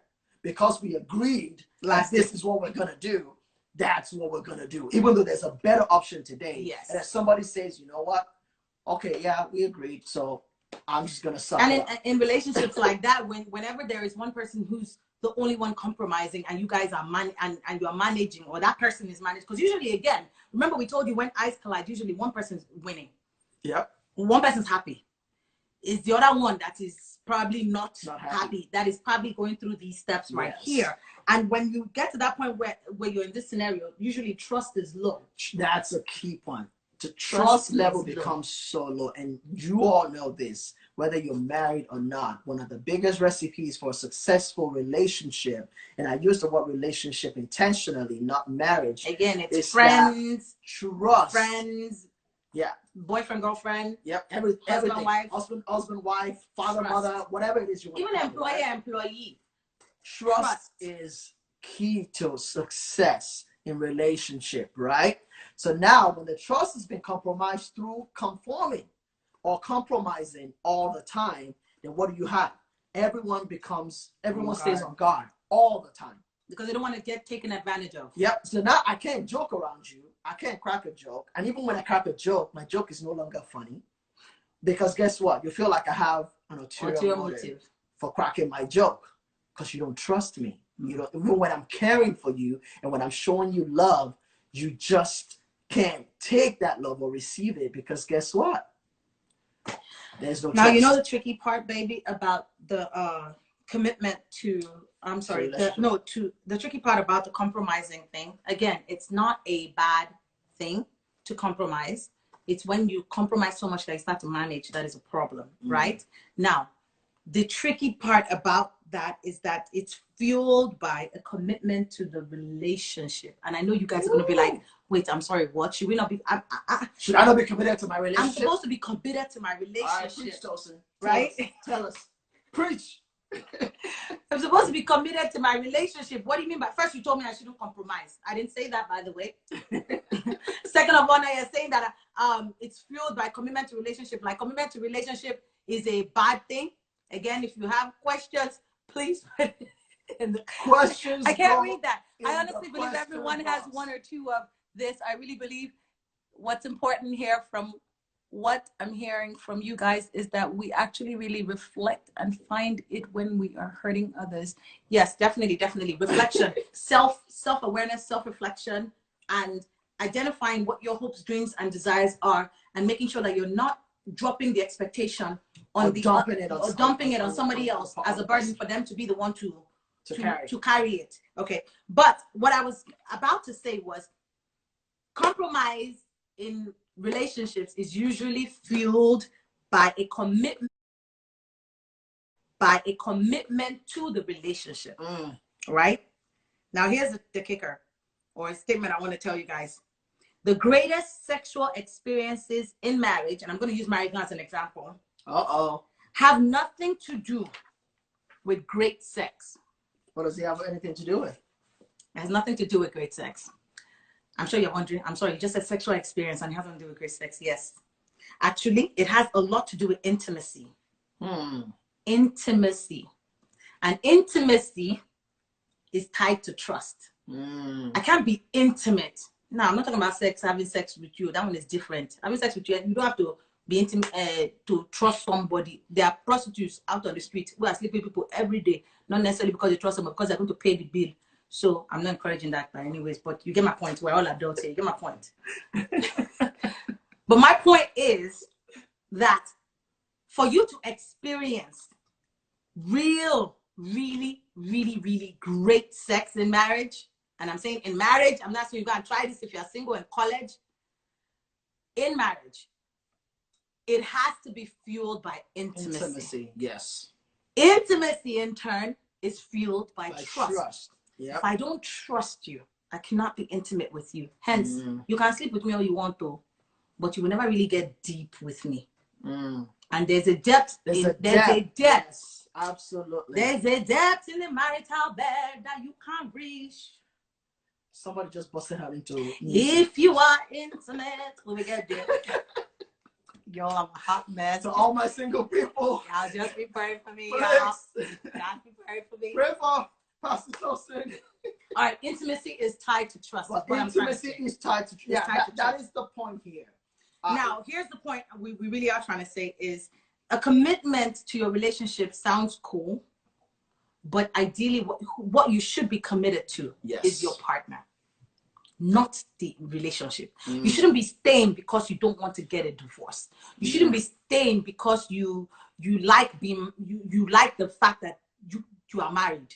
People call you Mr. Something, Mr. Something.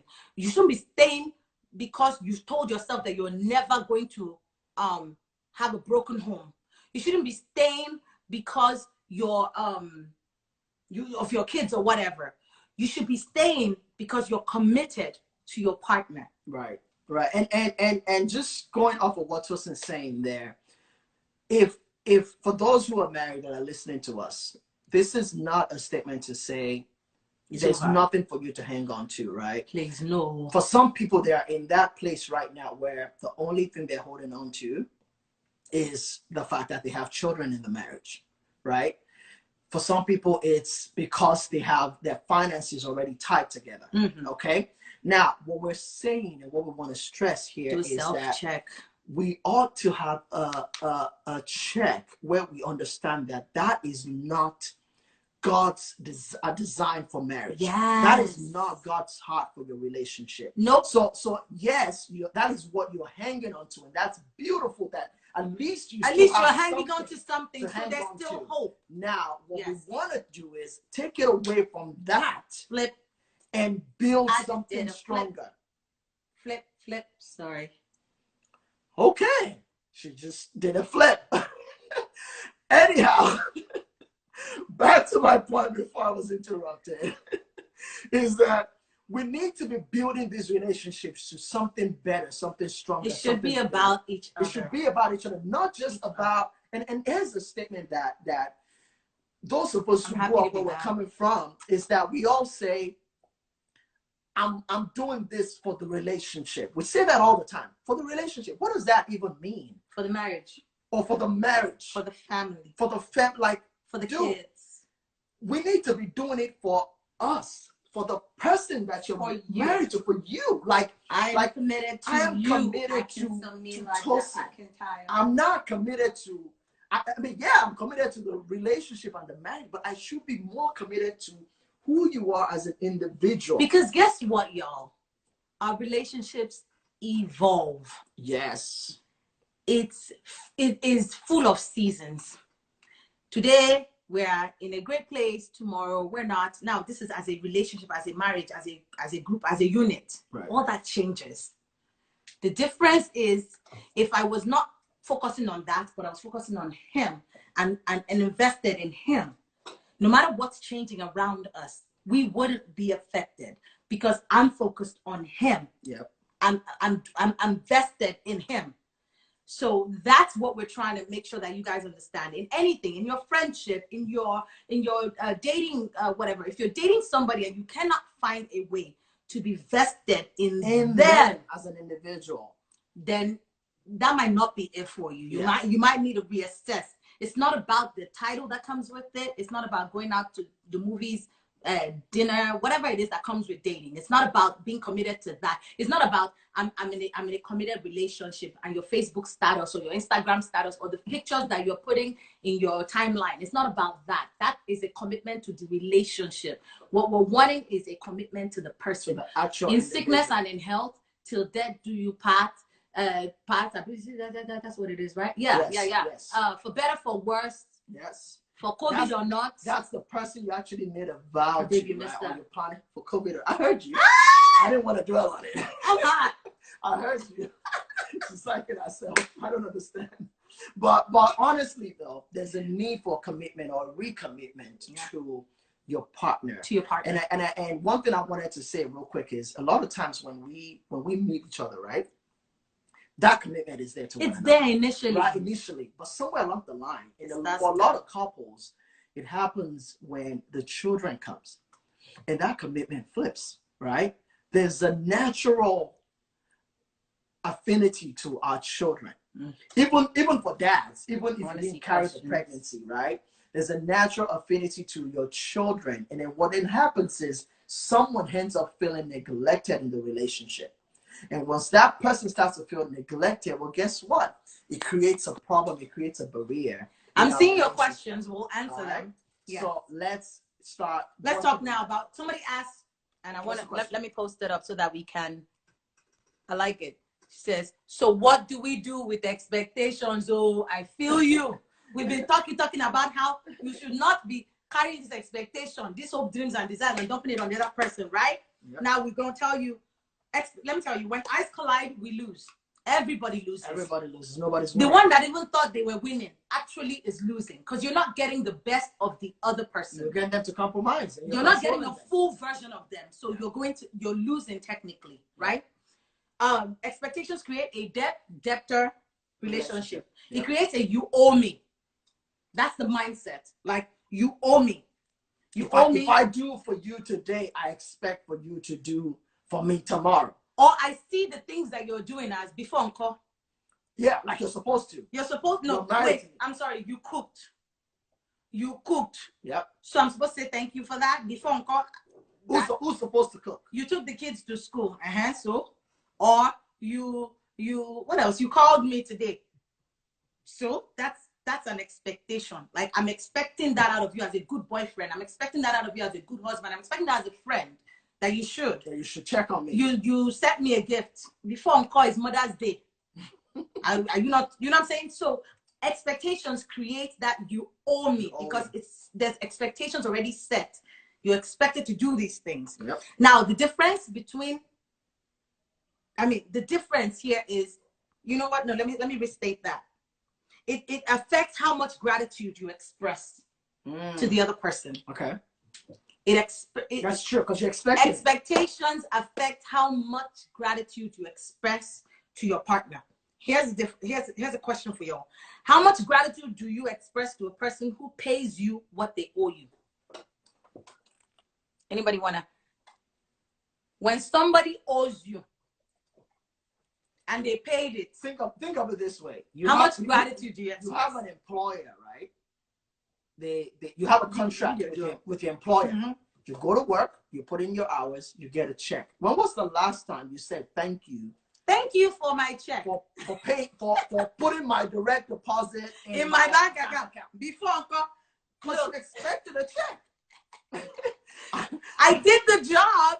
Somebody said I said thank you. Jalaya, you say thank you? Thank you. She probably saying thank you. She probably saying thank you because it's like, well, thank you. Thank you with an attitude. Yeah. So the truth is, whenever there's expectations, y'all, whenever we have set expectations in relationships, it reduces the room for gratitude, first of all. Then in the next thing it does, not only does it reduce the room for gratitude, it also then now sort of turns it into like a I owe you, you owe me kind of situation. Now, let me see. Go ahead. So one of the things we want to do today is let's talk about what happy couples know. Yes. Let's talk about what happy couples know. We've talked about expectations and what it does and how it challenges our relationships. It challenges our relationships and things. But let's talk about what happy couples know and what they're doing to encourage one another and to stay married, right? And to stay in better relationships. And for those people who are not married, what are we doing? What do you do? How do you get rid of all of these crazy expectations that we've been talking about? Remember how they started off, by the way? They didn't start off as expectations. They started off as hopes, dreams, and desires. Yep. When we decided to pawn it off on somebody else, that was when it became an expectation. Yes. So what we need to do is carry that thing and relabel it back to what it is, which is hopes, dreams, and desires. And I think that's the key here, which is that HDD, understanding where they come from, right? What they are.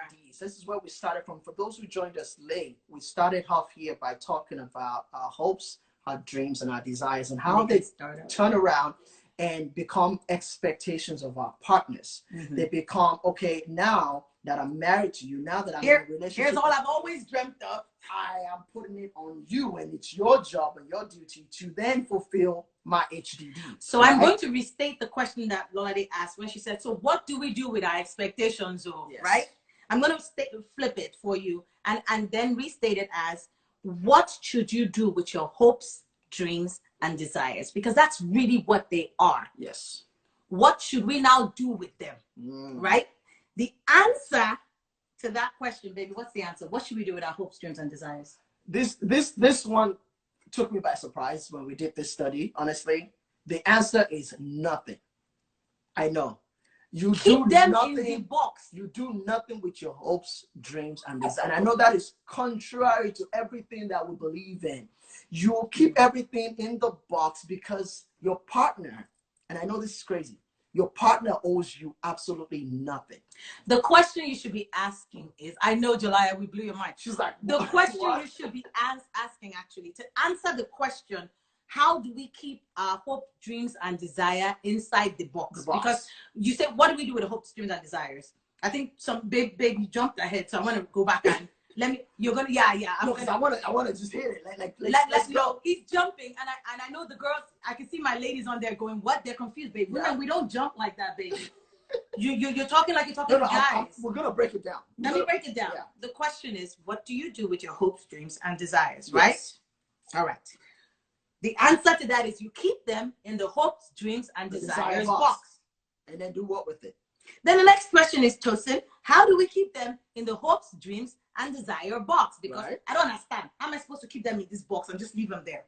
The answer to that question is a question.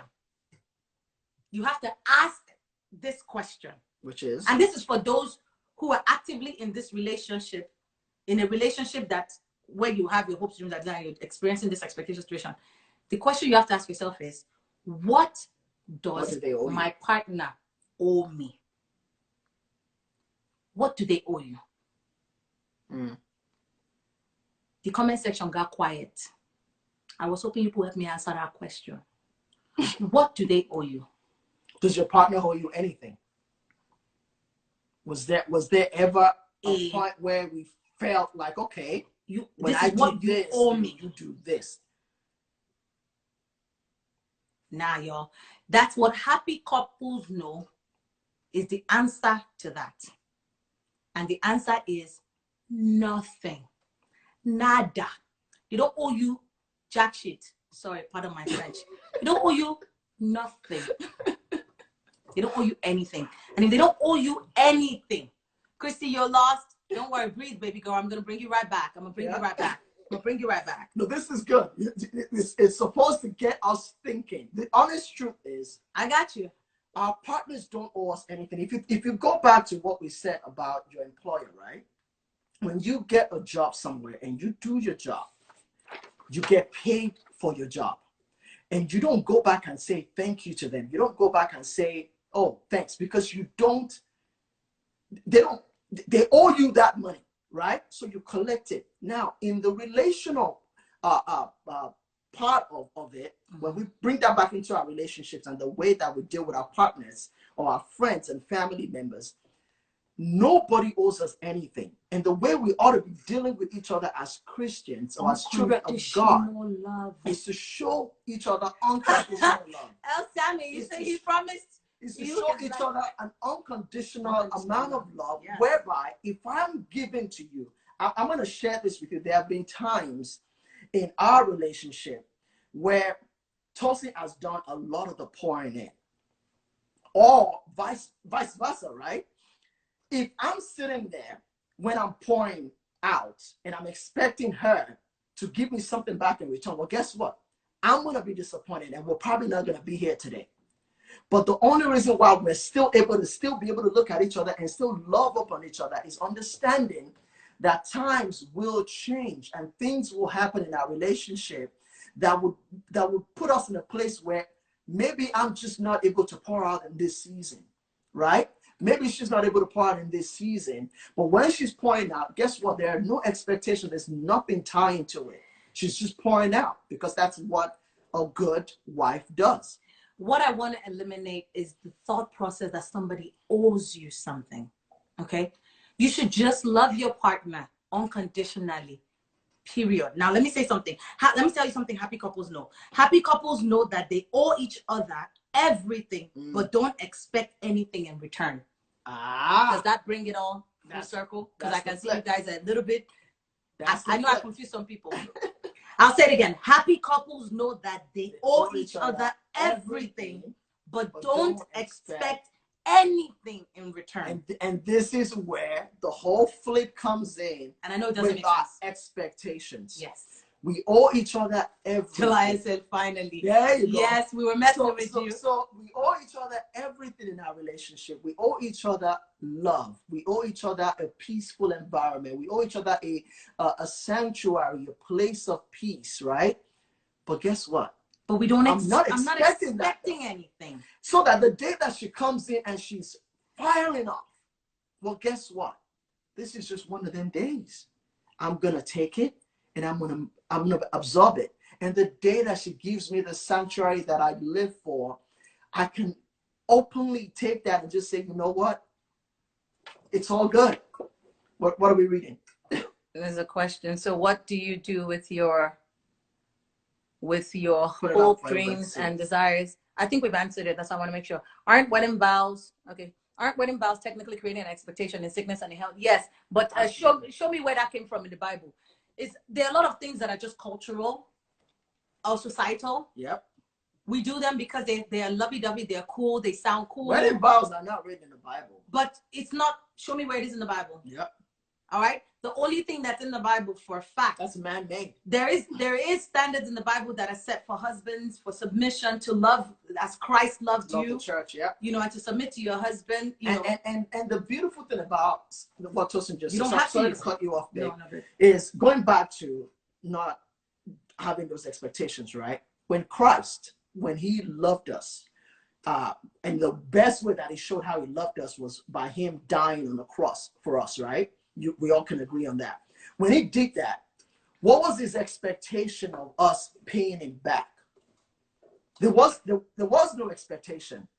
It was him literally sacrificing himself for you and I, even when we were not even existing. When yet. we had no way of paying him back, and he does not expect you to pay him back. Absolutely. If you love like Christ loved, you will love. Yes. Period. Without any expectation. You owe me something. There's no such thing. You will just love. Now here's the kicker, right? Let me explain this. Paul said, walk in the way of love, just as Christ loved us and gave himself up for us. Jesus said, as I have loved you, so you are to love one another, right? When you do this, when we love each other the way Christ loved us, yes, your marriage begins, or your relationship begins to look like a submission competition. Yes. It's this is no, you go. No, you first. No, you first. No, and guess what though? Talking about what that point Tosin just made, right? One of the things that we figured out earlier on in our relationship, and I think we're still working hard on this because it's very difficult, and I'm not gonna lie to anybody here, make you feel like we're perfect on it, right? Is that we decided earlier on, right, that I am going to look out for Tosin's well-being, and Tosin's going to look out for my well-being, right? That is our only job in the relationship. She continually looks out for my well-being, and I look out for her well-being. Now, we don't always get it right. We don't always get it right, but guess what? It's something we're fully aware of. That if I'm watching your back and you're watching mine, yes, then both backs are watched. Somebody's constantly watching each person's back, and nobody feels neglected. The issue comes when somebody is watching your back and you're not watching the other person's back. That's where the problem comes. Questions? Yeah, someone says, so what do you do with the feelings of disappointment? Feelings of disappointment as a result. So this is actually beautiful. Okay. Because this is something I was going to discuss. Okay, good. When expectations are not met, it leads to disappointment. Yes, it does. Or resentment. Or resentment. A lot of now, the goal for us today is to understand that we need to stop having expectations. It's hard. So that when you don't have expectations, when you train yourself not to have expectations, well, guess what? You eliminate disappointments automatically. You have less disappointments in life when you stop having expectations. And can I say something? This applies to y'all. I want you to take what we're saying and apply it to everything. Every relationship. Apply it to your in-laws. Apply it to your family. Apply it to your dating relationship. Apply it to everything and see and you would see that it actually is going to make life a whole lot easier. Yes. And then guess what happens? We become a lot more appreciative of the simple things that we get. So if I'm not expecting anything, right? Well, guess what? The little that I get becomes big in my eyes. Woo. They're magnified. I look at them and I'm like, wow, I didn't see that coming. This is amazing. Thank you so much. But when I'm sitting there counting, even when they do for me, well, it's not enough. They've met the bare minimum now, because that's not even minimum. That's probably not even where your standard is. Exactly. Your standard is probably, and they did something, but it's not enough. Yeah, because I projected my dreams and my hopes and my desires of what onto the other person, and they probably would never match up. And that's where the disappointments come. Hope that answers your question. I want to tell you something though. When you do see a happy couple, usually they don't make sense. It usually does not make sense. Yep. And it's usually because they're in this submission competition, which looks like it's supposed to be miserable. And most people, and that's why a lot of people actually avoid it. People avoid the submission competition because it sounds like it's miserable, but it actually is what makes them happy. That is actually true. Yeah. So we're going to leave you guys with some questions here. I see a lot of comments flying. I wish we could go through every single question. Some people are now putting the questions where it needs to go. No. There's questions here. Someone says, can y'all match make me? Quarantine has taken away my fine girl. All my days. I wish. Put it up. What is that? What expectations did y'all have before marriage? Have they worked, changed, or matured? That's a great question. Oh, Lord. I think we sort of talked about that already. My expectation was that for marriage was definitely this whole, it was not going to break. It's not going to break, whatever it is. I did have a lot of all those crazy standards, all these things that, you assume. I can't even start listing. But yes, it has matured. I have grown. I have changed. I am still changing. Again, as soon as we identified this about our relationship, we were like, okay, we gave ourselves homework, yes, right? Yesterday. Yeah. We're like, so babe, you got to go figure out what it is that your hopes, dreams, and desires look like. And I'm going to figure out what mine is. And we're not going to project it on each other going forward. We're going to actually figure out how to leave it in the box as a hope, dream, and desire. That's just all it is. and answering that question specifically, because you said, what expectations did we have, right? Some of the expectations that that I have, what I'm sorry. I flipped it. She keeps messing with it with the screen. I was trying to close out the question. Some of the expectations that I had as a guy, I'll give you an example, is that I honestly thought I was gonna be having sex every day. I really did. And I know that to some people that's like crazy, but I really came into marriage thinking that I was gonna have sex every day. Honestly, if you give me sex every day now, you will return it. I will return it. Like, ain't nobody got time for that. I got time for that. I got bronchitis. I really don't. I would rather pick quality over quantity at this point. Yeah, so that's one of those things. Quality will require that this right here is well rested. It's well rested and taken care of and poured into. Then I get my quality. Yes. That's an example for those who really wanted to know. You're gonna have to. Yeah. It's okay. Enjoy it in your first year of your marriage. That everyday sex is coming. That's why when we tell you to just wait, on the sex. Oh my sweat! You will get tired of it. You're gonna get tired. You're gonna get. Not when we say you get tired of it. We're not saying we love it. You know what I'm saying? Yeah. Please don't get it wrong. We're not saying you get tired of each other. We're saying you get tired of doing it. Like you want it to count, so you save it up for when it actually counts and when it matters. Or at least that's how people are different. Some people will do it every day. So we have a question. With your HDDs in marriage, evolving, I get what you say. Yeah. Did your love language? Yes, they did. Yes, they did. Beautiful question. Yes. We're going to talk about that. I know my love language initially used to be quality time. It still is, to some extent. But I didn't used to like gift giving. Yeah. I didn't used to. I didn't even celebrate my birthday up until, I didn't used to care for my birthday up until my 35th birthday was the first time I actually was like, oh my God, it's my birthday and I want to celebrate it. Yeah. Didn't used to care about it. So you can imagine how many years of not thinking he needed to worry about anything. And all of a sudden I'm like, you didn't get me anything. So now when she comes to me and she says, it's okay, we're not going to get anything. He still gets stuff. I just do it anyway. I feel like it's a trap. So I'm just like, you know what? We do have a giveaway, and I don't want to miss it. We have 15 minutes, y'all. I don't want to miss it. No, okay. I just want to make sure we have all the questions. Okay, let me make sure we're answering all our questions. What's your HDD? We've talked about that. Can y'all match it? We talked about that. What expectations did you all have? I think we talked about that already. Those are expectations. You all know now that expectations are just your hopes, dreams, and desires that are being projected. Until they get projected, they're really just hopes, dreams, and desires. The point of the conversation today, just for the recap, is that we understand that every single human being has the HDDs, your hopes, your dreams, and you should. And you should. They feel you. That's what makes you a person. They motivate you in life. Now, the issue comes from us putting that on somebody else, on your partner, on the other person in the relationship that you're dealing with.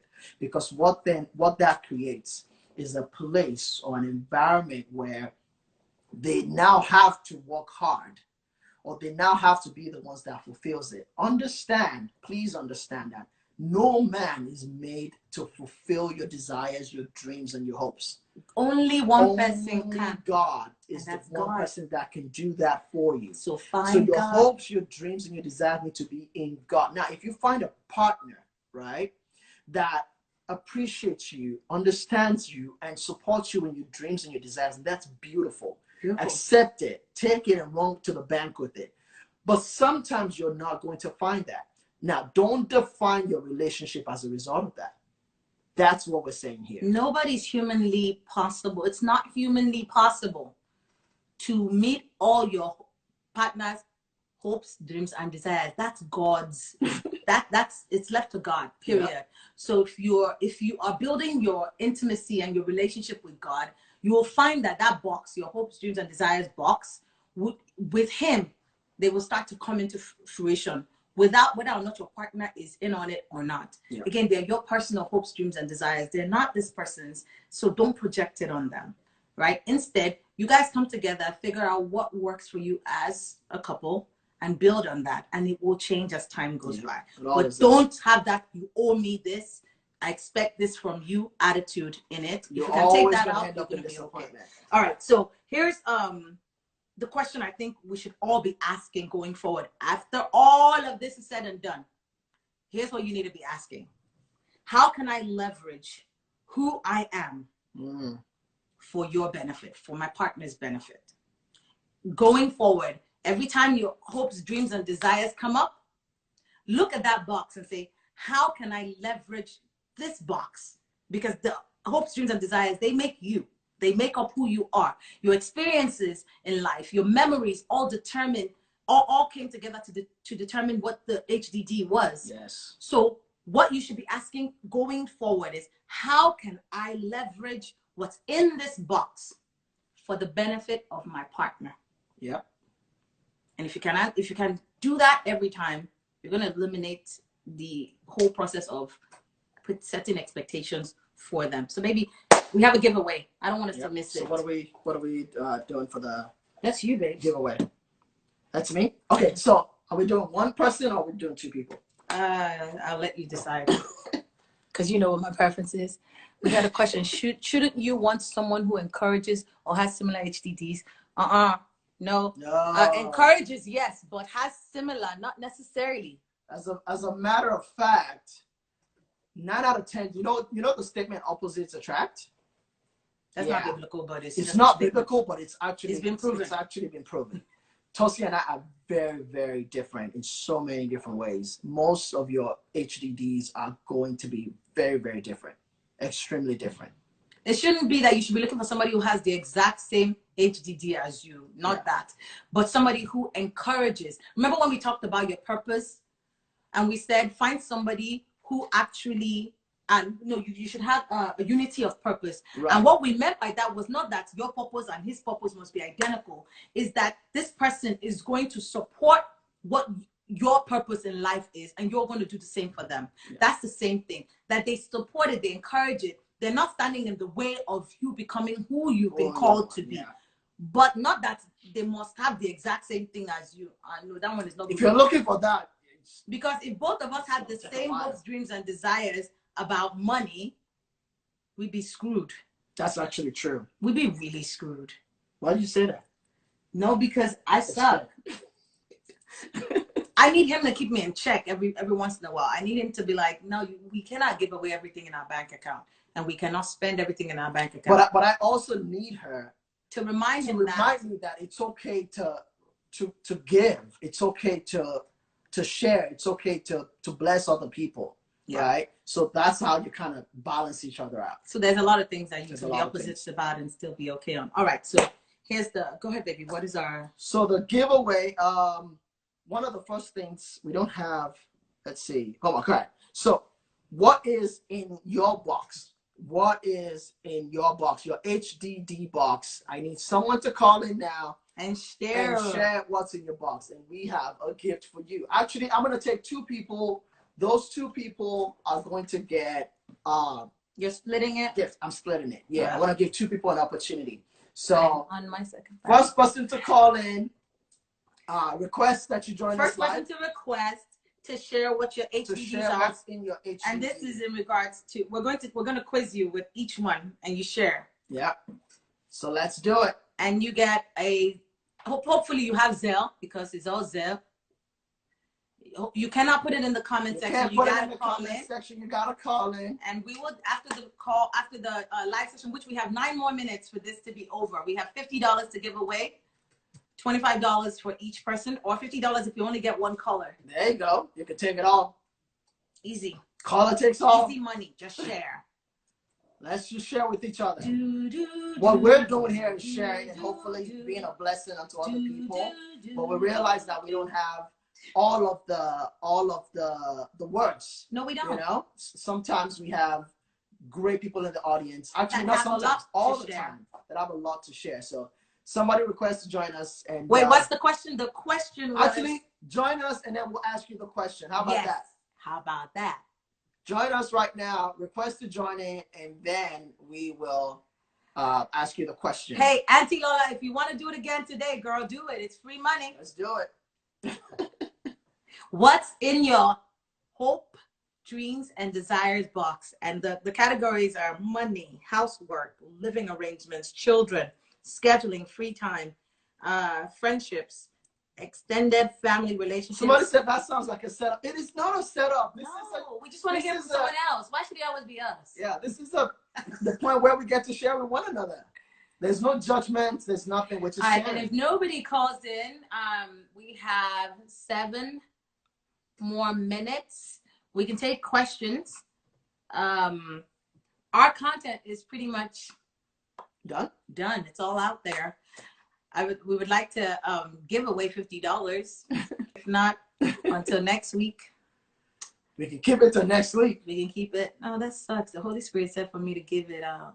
Somebody said, please call me. Oh, okay. We can call you. Yeah, somebody said, please call me. Dapson Clement. I would gladly call you. Here we go. That actually works too. I like someone. If you want us to call you, we can definitely do that. So we're calling Dapson. Hey. Hello, everybody. Hi. I don't know him. Pastor Clement. Oh, you? No. It's an inside joke. Oh, okay. What's up, bro? Hi. Not much. How you guys doing? Good. Thanks for joining us. All righty. Let's get to it. Has anything changed after this session today for you and the way you thought about expectations? Maybe a little bit. Okay. I mean, for the most part, I've always managed my expectation. That's good. You know, I try to be very reasonable. You know, I don't expect something from someone that I can't do for them. That's good. But that still expect stuff that you can do. I mean, they're reasonable stuff, right? For you. You know, okay. Well, so let me say they're basic stuff. You know, like you said earlier, it's okay to have a little expectation, but not to have. All right, so let's talk about the basic stuff that you just mentioned. I want to know what those basic. So let's break them down in the categories that we have. Let's hear those basic stuff. So for money, for example, what are the expectations? What are the basic expectations you have for money? For money, okay. So family finance. I think I grew up thinking, well, we can do a joint account, but then I'm like, I need to understand how this works. So I called a few friends who were married and said, how do you guys run your family finance? And they all had different things to say. And one of my friends was like, if you cannot manage the emotions that come with money, then don't do it. And then it made me realize that if we're going to do a joint account, there has to be a purpose to it. Okay, we're going to, if for example, if you find a business that we want to set up, then it means we put money towards that. So if we put the money together, there has to be a purpose. We can't just wake up and say, hey, you know what, let's just put money together. That will cause a lot of problem, and I'm not ready to deal with those kind of things. So there has to be a purpose. Define it. Why are we doing this? So if I can't define it, if we can't define it, then no. Well, let's hope that when you find a partner, you guys have this conversation before you get married. Oh, yeah, absolutely. You both agree, because that's a very unique way to look at it. It's not a common way to look at it, right? So the likelihood that there'll be another girl out there who has that exact same point of view process, might be slim. So hopefully, as long as the other person is willing to do it, understanding the concept behind it, not because they're coerced or you know, just because I want to marry you, I will say yes. Yeah, exactly. If that's the case, hey, one thing we always say about finances and marriage is you do what works for you guys. Right. That's all that matters. Yeah, fair enough. All right, so let's pick one more, and then we'll let you go. What about children? Children. What about children? What are your expectations? Basic expectations. You said basics. I'm gonna keep pointing that out. So you say, are you talking about a number or just like general? Whatever. What is your basic? Okay, so for kids, I think two is a good number. 2 kids. Okay. And then we'll call it a day. You know. What if she wants 3? If she wants 3, then what if she wants 4? Well, the question would be this, right? I have this belief that if you want to have a lot of kids, then you might want to make sure you have enough time to look after them. So the question I'll be asking is this: how much time, looking at the way your career is evolving and where you're going, do you have to look after the kids that you want to have? Good question. So for me, I'm looking at myself and what I have coming up for me, and I see a whole lot of things here and there, and I'm like, I don't think I would have enough time to look after 3, 4, 5, 6 kids. That's fair. That is a fair question. So I want to throw in a little curve there for you to also think about. What if she can't have kids, or you can't have kids, which normally a lot of people find out after married. Well, fair enough. If you can't have it, that's what the doctor says. Why not talk to God? You know, like what if it's not in God's plan for y'all to have kids? Which there are people like it's that. Actually possible. Well, God will communicate that to us. You know, Scripture says, you know, the thought of a righteous man is always right. So the thought of a righteous woman is always right. So if you're aligned with God, I'm sure He will let you know that, well, hey, this is not in the plan. Beautiful. You know, some way along the road. Beautiful. One thing I just want, because that's something a lot of people have never thought about, and they never like analyze it, or they don't think of it as a possibility. And it is very possible if that's what God's vision is or plan is for you, and that's what He has said is going to happen. Yeah. Then are you open to that? You know, awesome. So I love that. All right, thank you so much. DM us your Zelle information, and then we'll send it to Spaces, the NCH Spaces, and you can all right. We'll send it to you tonight. Thank you. We got to pray real quick. Thank you. $50 for you, bro. All right. Thank you. Bye. All right, y'all. So before Instagram shuts us down, let's say a quick word of prayer. Yes. You pray for us today. All right. And then we'll close up, okay? In awesome. Jesus' name. Amen. Father, we just thank you. We thank you for a great time that we had in your presence today. Father, we thank you for the words that you gave us. We thank you for the community that you have given us to share with. Father, we pray that these words, O Lord God Almighty, let them touch each and every person in the area where they need to touch them, oh Lord God. Amen. Father, I just pray, oh Lord God Almighty, that every single person that has been under our voice today, oh Lord God Almighty, would find a way for this word, oh Lord God Almighty, to work for their situation, oh Lord God. Amen. Father, that they would not just adopt it just based off of whatever it is, but Father, let it be truly that you are convicting them, oh Lord God. Amen. And I pray, Lord God Almighty, that next week, oh Lord God, we'll gather again and we'll have all cause to glorify your name. We bless your holy name. Father, we thank you again for all that you're doing and all that you continue to do. In Jesus' mighty name we pray. Amen. Amen. All right, family. Thank you so much. See y'all same time next week. If you have any questions, inbox us at NCH Spaces. DM us. Or DM us. We'll shout you out. I mean, not shout you out, but we'll respond to your questions privately. It'd be nice to keep up the conversation. But thank you so much. Have a great one. Bye. Bye, y'all. I gotta end this.